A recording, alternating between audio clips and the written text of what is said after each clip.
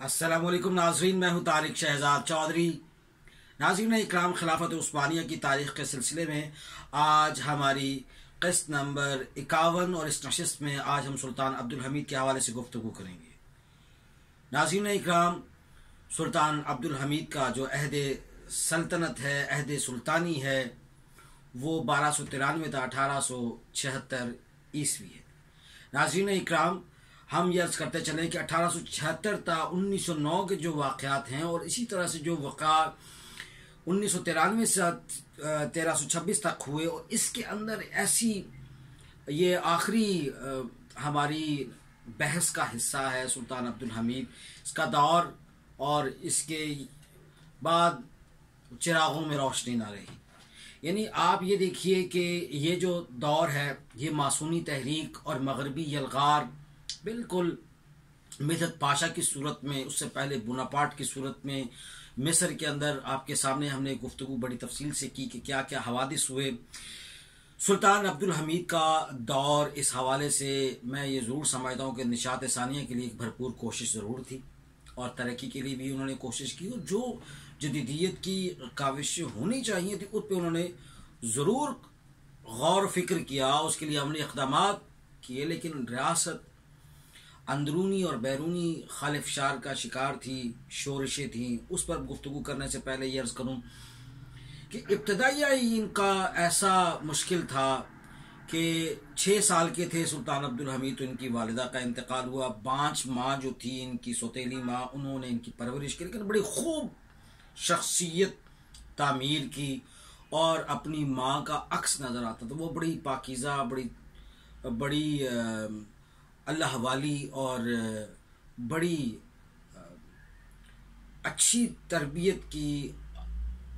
ऐसी माँ थी जिसने इनको अपने सगे बच्चों की तरह इनकी तरबियत की। बहुत पाकीज़ा औरत थी। तालीम भी इन्होंने जो इब्तदाई तालीम हासिल की अरबी और फ़ारसी उलूम के, ये बड़े अच्छे आलिम थे और शेर व सुखन से भी वाबस्तगी थी। तारीख़ और तसव्वुफ़ पर इनको बड़ी अच्छी दस्तरस हासिल थी। इस हवाले से इनके जो चचा सुल्तान अब्दुल अज़ीज़ जो हैं, उनके साथ जो इन्होंने यूरोपी दौरा किया, वो इनके लिए एक बहुत आंखें खोल देने के लिए काफ़ी था कि यूरोप किस तरह से खिलाफत उस्मानिया को ख़त्म करने के दर पे है। और इसके साथ जो अंदर की साजिशें हैं, शोरशें हैं, इन्होंने मिस्र और यूरोप के अंदर जो मासूनी तहरीक और मजमूई तौर पर जो तासरात थे, उसको इन्होंने बड़ा बगौर देख लिया। इनके दौर के अंदर बड़ी तफसील से बात हो सकती है, बहुत बड़ा एक मज़मून है, इस पर तारीख़ी हवादिस हैं। हम मुख्तसर पैरा में सबसे पहले तो बल्कान की शोरश के हवाले से बात करेंगे। इनके दौर में बल्कान की शोरश का वाक़या होना, ये बहुत बड़ी मुश्किल हालात के अंदर, उस रियासत के अंदर वो दमखम ही नहीं था। लेकिन खैर, ये सेहरा सुल्तान अब्दुल हमीद को जाता है कि उन्होंने बड़े मुश्किल हालात के अंदर सीना सपरी के साथ उन्होंने बल्कान की जिस तरह शोरश हुई उसको उन्होंने ख़ात्मा किया, उसको नेस्त व नाबूद किया। फिर सर्बिया के साथ इनकी हरसक के मैदान में और फिर और एक जगह पर बगावतें उठी, उनको उन्होंने मलियामेट किया। असल में मुराद खामिस के बाद 1293 में जो सूरत हाल पैदा हुई, सुल्तान अब्दुल हमीद को ये तय था कि इनके साथ जो मिदत पाशा का रवैया था मासूनी तहरीक के अंदर, और जदीदियत का, ईसाइयत को फ़रोग़ देने का, मगरबियत को फ़रोग़ देने का, उससे इनको नबरदाज़मा होना था। दस्तूर नाफिज कर दिया गया और उस पर दबाव डाला गया सुल्तान पर। सुल्तान भी उस वक्त ऐसी सूरत हाल का शिकार था कि उसको ये फ़ैसला मानना पड़ा। दस्तूर आपके सामने, जो पिछले 3 सलातीन उन्होंने अपनी अपनी जगह पर कोशिश की, जैसे सुल्तान अब्दुल अज़ीज़ के हवाले से हमने बात की थी, लेकिन ये आखिरकार दस्तूर कायम होके रहा। और जब दस्तूर कायम हो गया, उसके बाद वज़रा ने अपनी अलग से जुल्म का बाजार गर्म कर दिया और उन्होंने जो उनके हाथ में आया उन्होंने किया। वो वही फ़लसफ़ा जिसको हमने पिछली नशिस्तों में अर्ज़ किया था कि जो आपके पास मौका है उससे फ़ायदा उठाएं, उससे बेहतर मौका कोई नहीं जो आपके हाथ में है। यूं آخرت اور دین سے دوری کا جو ایک راستہ جو ہے وہ ان کو دیا گیا، اور اس کے اوپر ہی یہ سارے وزراء اس وقت فصل وہی تھی مدحت پاشا نے جو تیار کروا رکھی تھی، یوں ان کی تربیت وہ مظالم اٹھائے جس کی تاریخ میں بڑی کم نظیر ملتی ہے، مثال ملتی ہے۔ یہ شدت سے مغربیت پسند ہوئے، مغربی پالیسیوں پر عمل درآمد ہوا۔ سلطان عبدالحمید ثانی کے حوالے سے میں بتاؤں تو اس نے مناسب موقع پا کر اس دستور کو کالعدم قرار دیا۔ اس حوالے سے میں یہ عرض کرتا چلوں کہ بہت سی کتب کے ہمارے پاس حوالے موجود ہے۔ سلطان عبدالحمید ثانی یہ کتاب ہے محمد حرب کی، صفحہ نمبر 31 پر انہوں نے بڑی تفصیل کے ساتھ اس کے حوالے سے لکھا۔ پھر میں یہ بھی عرض کرتا چلوں کہ جو مورخین نے ان پر قلم اٹھایا ہے انہوں نے انہیں جو چراغ بجھنے سے پہلے چراغ سحر پھڑ پھڑاتا ہے وہی پھڑ پھڑاہٹ ہے خلافت عثمانیہ کے اس دور کی، اور نمائندہ ہے ان افکار کی جو مسلمانوں کا نشاط ثانیہ کے حوالے سے اور مسلمانوں کے وہ جو تاریخی حوالے ہیں جو مسلمانوں کی شان و شوقت کے اس کے اعادہ کے لیے اور اس کی نشاط ثانیہ کے لیے جو کوشش ہے وہ یہاں اس دور میں ہو رہی ہے۔ دیکھیے اس دور میں بلکان کی جو شورش ہوئی اس کے بعد پھر سین سٹیفنو کا معاہدہ عمل میں آیا۔ سین سٹیفنو کا جو معاہدہ ہے یہ 1878 بمطابق 1295 عیسوی کو روس کے سفیر نے اس معاہدے کے اوپر دستخط کیے، اور روس اور بنیادی طور پر روس اور خلافت عثمانیہ کے درمیان ہونے والا یہ معاہدہ تھا۔ پھر اس کے بعد اس پر بھی بہت ساری اس کی جو شقیں ہیں اس پر جائیں گے تو بہت کمزور قسم کے فیصلے سرزد ہوئے، اور اسی حوالے سے برلن کانفرنس ہے، برلن کانفرنس جرمنی میں 1887 عیسوی کو ہوئی۔ اس میں جو سٹیفنو معاہدے کی جو شرائط تھیں اس پر نظر ثانی کی گئی۔ انگلینڈ، فرانس، جرمنی اور آسٹریلیا اس میں شامل تھے۔ پھر اسلامی اتحاد کا ایک معاملہ شروع ہوا اسی دور کے اندر۔ اصل میں ہوا یہ کہ جب سلطان عبدالحمید نے یہ جو مغربی عقائد پر مبنی اور مغربی معاشرے کو، مغربی اقتصاد اور معاشرت تہذیب کو، اس کو متنوع موضوعات کو ہوا دینے والا اور اس کو فروغ دینے والا جو قانون تھا اس کی جب بہخونی کی، اسے مسترد کیا، تو پھر اس کے بعد ان کو شریعت اسلامیہ لاگو کرنے کی کوشش کی، تو ساری وہ طاقتیں ایک دفعہ پھر سے اکٹھی ہو گئی سلطان عبدالحمید کے حوالے سے۔ انہوں نے کام تو بڑا کیا، جیسے ہم اکثر کہتے ہیں کہ وہ اس دوران اور بھی کام ہو رہے تھے، جس سے ریل کے حوالے سے ہم نے عرض کیا، حجاج کے حوالے سے یہ سارا کام جس پلیٹ فارم پر ہو رہا تھا اور جس سٹیج سے ہو رہا تھا، جس طرح سے ہو رہا تھا، وہ اسلامی شعائر کے ساتھ پہلی مرتبہ اتحاد بین المسلمین کے لیے کوشش شروع ہوئی تھی۔ اتحاد بین المسلمین کی کوشش شاید اس سے پہلے خلافت عثمانیہ کے دور میں اتنی شدت کے ساتھ نہیں ہوئی۔ میں یہ سمجھتا ہوں کہ جس طرح ہم نے عرض کیا کہ سلمان القانونی کے دور میں ایک دفعہ ہم نے دیکھا کہ ایک کوشش شروع ہوئی، لیکن وہ انکشاریہ کچھ اور چاہتی تھی، بعد میں دیکھا تو مصر والے کچھ اور چاہتے تھے، اور جو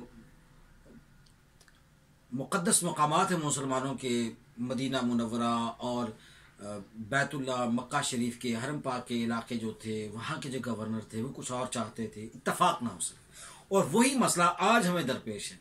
امت مسلمہ میں اتفاق اور اتحاد نہیں ہے، ہر کوئی اپنے اپنے دائیں بائیں کے پڑوسیوں کے ساتھ جڑا ہے، اور انہوں نے اپنے مفادات کے لیے، اپنے اپنے علاقائی مفادات کے تحت امت مسلمہ کے مجموعی مفاد کو قربان کیا۔ امت مسلمہ کے اصل افکار جو ہیں ان کی بےخونی کی گئی ہے، اور انہیں پس پوش ڈال کر مصلحت اندازی کے ساتھ انہوں نے آگے قدم بڑھایا، اور اسی لیے تاحال ناکام دکھائی دیتے ہیں۔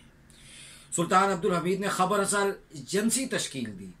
اور اس کے ذریعے ان کو دائیں بائیں کے ملک کے اندرونی حالات بیرونی حالات سے بھی ان کو واقفیت تھی، لیکن سب کچھ بے سود رہا۔ وجہ یہ تھی کہ دشمن صلاحیت کر چکا تھا، دشمن جڑوں تک آ چکا تھا اور جڑیں کھوکھلی ہو چکی تھی۔ بلکان اور دیگر علاقوں کی شورشوں کے ذریعے اس کو جو ختم تو کیا گیا، اسی ذریعے ختم کیا گیا ایجنسیوں کے ذریعے، لیکن یہ نظام بھی بہت تاخیر سے آیا تھا۔ پھر اسی حوالے سے ہم یہ عرض کرتے چلے کہ اسی دور میں روس کے ساتھ سخت جنگ کا ایک سلسلہ شروع ہوا، جو آخر اسٹیفنو معاہدے پر ختم ہوتا ہے۔ یہ جو اسٹیفنو معاہدہ ہے، یہ اصل میں یوں سمجھیے کہ میں اس کو اس طرح سے سمجھا ہوں کہ جیسے کہ یہ خلافت عثمانیہ نے اس وقت اپنے ہتھیار پھینک دیے تھے۔ سماجی سفارتی لحاظ پر، سفارتی سطح پر یہ بہت بڑی شکست تھی۔ بعد میں پھر برلن کانفرنس کا وہ جو معاملہ ہم نے عرض کیا، اسلامی اتحاد کی جو سوچ سامنے آئی، اس کے ذریعے یہ جو ریل کا منصوبہ ہے اور باقی اس میں ٹیلی فون کے حوالے سے بات ہوئی، ٹیلی فون کا ایک نیٹ ورک ترکی کے اندر اس وقت کی جو خلافت عثمانیہ تھی اس میں بھی شروع ہوا، دوسرے ملکوں سے روابط کی بھی کوشش شروع کی، اس حوالے سے پھر بڑا کام ہوا۔ لیکن انگریزوں نے اسی دوران چونکہ عرض کیا، جیسے مدد پاشا جیسے لوگ ان کو مل چکے تھے، اسی طرح مصر میں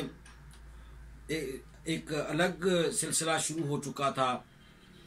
اس میں میں آپ کو یہ عرض کرتا چلوں کہ باقاعدہ چندہ تک اکٹھا ہوا اسلامی ملکوں میں اور تحریکیں بنی۔ آپ دیکھیے کہ جمال الدین افغانی عربی رنگ میں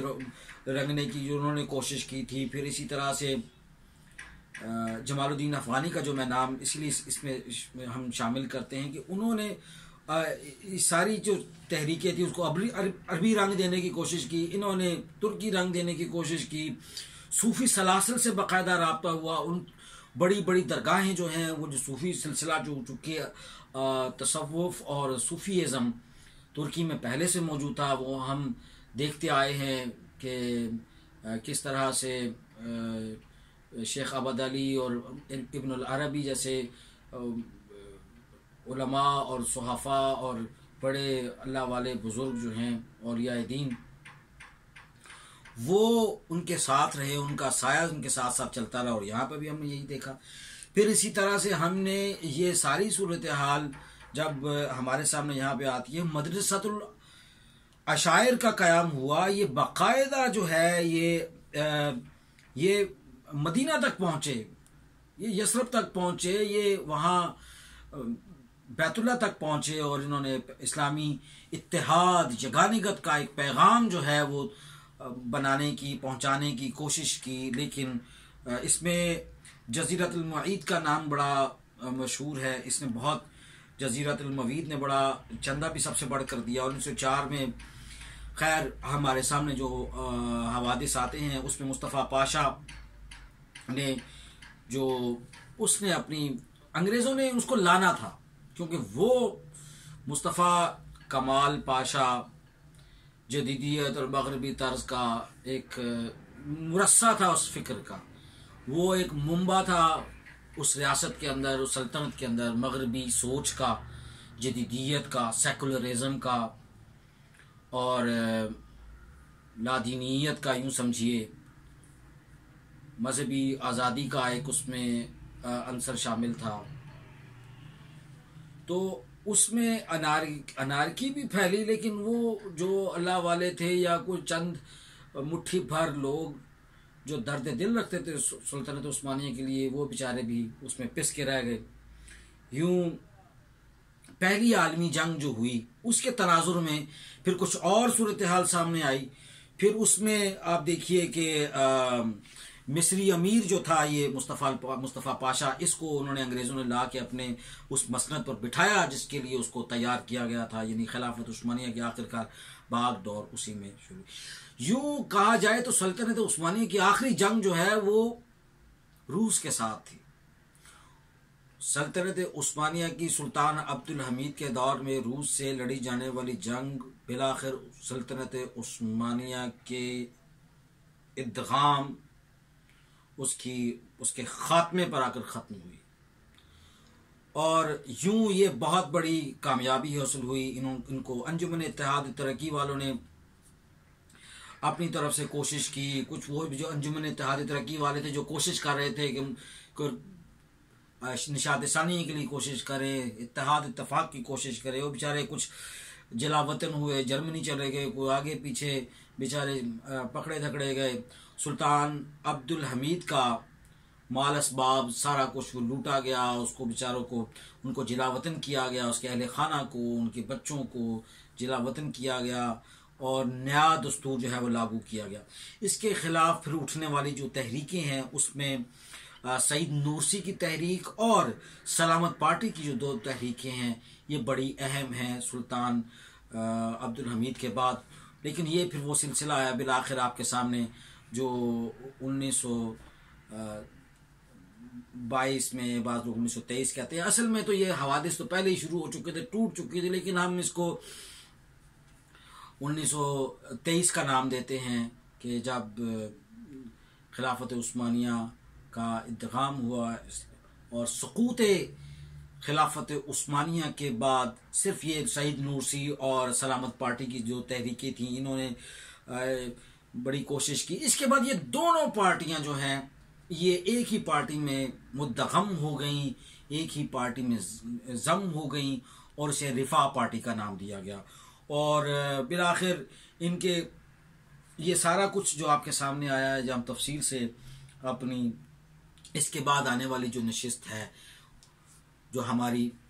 نشست نمبر یا قسط نمبر 52 ہے، اس میں ہم سقوط خلافت عثمانیہ کے مجموعی اسباب پر گفتگو کرتے ہوئے ان تمام عوامل کا جائزہ لیں گے کہ آخر ایسی کیا وجہ تھی کہ خلافت عثمانیہ جو اتنی بڑی سلطنت اور اتنا بڑا علاقہ، کئی ملکوں پر مشتمل، 623 سالہ تاریخ، آخر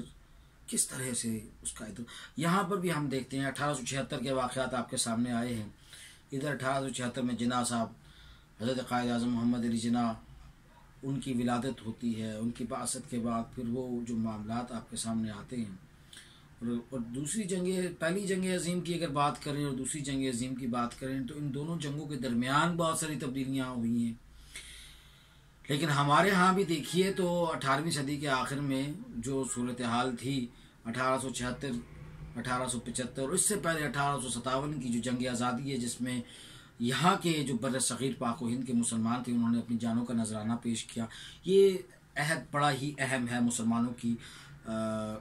مسلمانوں کے حوالے سے، مسلمانوں کی جو بہت فوری طور پر جو تبدیلی ہوئی ہے، تنزلی ہوئی ہے، ان کی حالات ان کے دگرگوں ہوئے ہیں، تنزلی میں، پستی میں مسلمان جو گئے ہیں، اس کو ہمیں سمجھنے کے لیے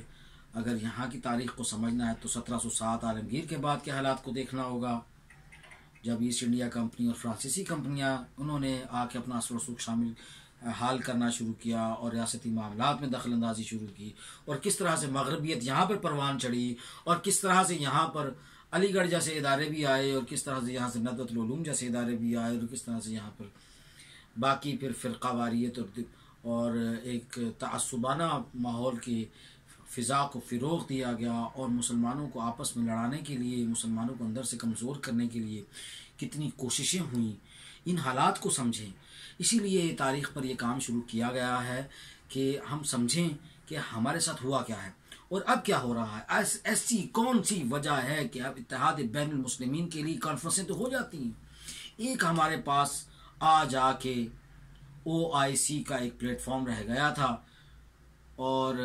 وہ بھی اسلامی سربراہی کانفرنس کے نام سے ہونے والی منعقدہ 4-5 جو بڑے اجلاس تھے، اس کے حالات بھی ہمارے سامنے ہیں، اور اب کے حالات بھی ہمارے سامنے ہیں کہ ہندوستان جیسے ملک کو اس کانفرنس میں بطور اہم شخصیت، اہم مہمان بلا کر ان کو داد و ہوش کی سمیٹی گئی، ان کو آبزرور کے طور پر بھی بلایا جاتا رہا پہلے، اور ان کے نمائندگان کو بلایا جاتا رہا۔ اب یہ دیکھیے کہ یہ سفارتکاری مسلمانوں کی آج ان کے کتنے کام آ رہی ہے۔ ان کو تاریخ سے سبق سیکھنا چاہیے کہ یہود و نصارہ ان کے کبھی دوست نہیں ہو سکتے۔ مسلمانوں کو آپس میں اتفاق اور اتحاد جب تک حاصل نہیں ہوگا، مسلمانوں کا وہ خواب ہی شرمندہ تعبیر نہیں ہو سکتا جس کی ہدایت اللہ پاک نے قرآن پاک کی صورت میں دی، اور نبی کریم صلی اللہ علیہ وآلہ وسلم کی تعلیمات ہیں۔ ایک ہوں مسلم حرم کی پاسبانی کے لیے، نیل کے ساحل سے لے کر تا بخا کے کاشغر۔ ناظرین اکرام، اپنی آئندہ آنے والی نشست میں ہم سقوط خلافت عثمانیہ کے اسباب کا تفصیلی جائزہ لیں گے انشاءاللہ۔ تب تک کے لیے آپ اجازت دیجیے، اللہ حافظ۔